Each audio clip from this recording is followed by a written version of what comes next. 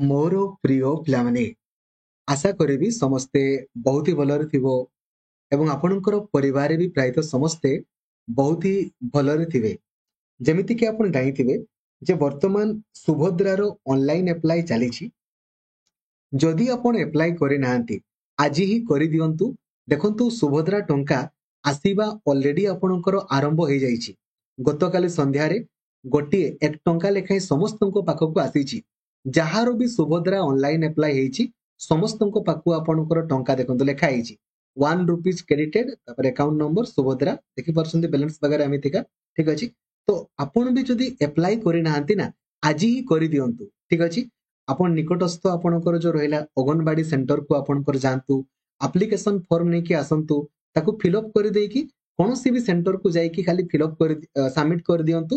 ଆଜି ସାର୍ ଯଦି ଆଜି କରି ନ ପାରିଲେ କଣ କିଛି ଅସୁବିଧା ନାହିଁ, କିଛି ଅସୁବିଧା ନାହିଁ। ଯଦି ଆପଣ ଆଜି କରିଦେବେ ନା ହେଲେ 17 ତାରିଖ ଦିନ ଆପଣଙ୍କୁ 5,000 ଟଙ୍କା ଆପଣଙ୍କର ମିଳିଯିବ। ଯଦି ଆପଣ ଆଜି କରି ନ ପାରିଲେ ଦେନ୍ ପରବର୍ତ୍ତୀ ସମୟରେ ଆପଣଙ୍କୁ ଟଙ୍କା ମିଳିବ ଆଉ। କିନ୍ତୁ ଟଙ୍କା ମିଳିବ, କିଛି ଅସୁବିଧା ନାହିଁ, କିଛି ଅରିଡ୍ ହେବାର ନାହିଁ। ଯେବେ କଲେ ବି ଟଙ୍କା ମିଳିବ। ଯୋଉମାନେ ଆଜି ସୁଦ୍ଧା ଆପଣଙ୍କର ଅନଲାଇନ ଫର୍ମ ସବମିଟ କରିବେ ତାଙ୍କୁ ଟଙ୍କା 17 ତାରିଖ ଦିନ ଆପଣଙ୍କର ମିଳିବ। 5 ବର୍ଷରେ 50,000 ଟଙ୍କା ଆପଣଙ୍କୁ ମିଳିବ। ଏବଂ କୋଉ ଆକାଉଣ୍ଟରେ ଆପଣଙ୍କର ଟଙ୍କାଟା ଆସିବ ତା ପାଇଁ ଦେଖନ୍ତୁ ଅଲରେଡି ମୁଁ ଭିଡିଓ ବନେଇ ଦେଇଛି। ଆପଣ ଦେଖି ନାହାନ୍ତି ଦେଖିବେ କେଉଁ ବ୍ୟାଙ୍କରେ ଟଙ୍କା ଆସିବ ଘରେ ବସିକି ଦେଖନ୍ତୁ। ଏଇ ଭିଡିଓକୁ ଆପଣ ଦେଖିବେ ଆଉ ଆପଣ ଚେକ୍ କରିଦେବେ ଯେ ଆପଣଙ୍କର କୋଉ ବ୍ୟାଙ୍କରେ ଟଙ୍କାଟା ଆସିବ। ସମସ୍ତଙ୍କୁ ଲାଇକ୍ ଆଉ ସେୟାର କରିକି ଜଣାନ୍ତୁ ଯେ ସୁଭଦ୍ରା ଟଙ୍କା ଆପଣଙ୍କର ଅଲରେଡି ଆସିବା ଆରମ୍ଭ ହେଇଯାଇଛି।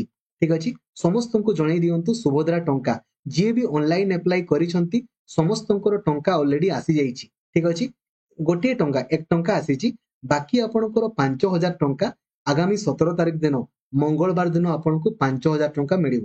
ଯଦି ଗୋଟେ ଘରେ ଆପଣଙ୍କର 5 ଜଣ ଝିଅ ଅଛନ୍ତି 25,000 ଟଙ୍କା ଆପଣଙ୍କର ସେଇଦିନ ପାଇବେ। ଠିକ ଅଛି, ହେଲା ସମସ୍ତଙ୍କୁ ଜଣାନ୍ତୁ ଏବଂ ଘରେ ଘରେ ଯେମିତି ସମସ୍ତେ ଆପଣଙ୍କର ଆପ୍ଲାଏ କରନ୍ତୁ। ଆଜି ଆପ୍ଲାଏ କରିଦିଅନ୍ତୁ, ନହେଲେ କାଲି ପରଦିନ କରିବେ, କିଛି ପ୍ରୋବ୍ଲେମ ନାହିଁ।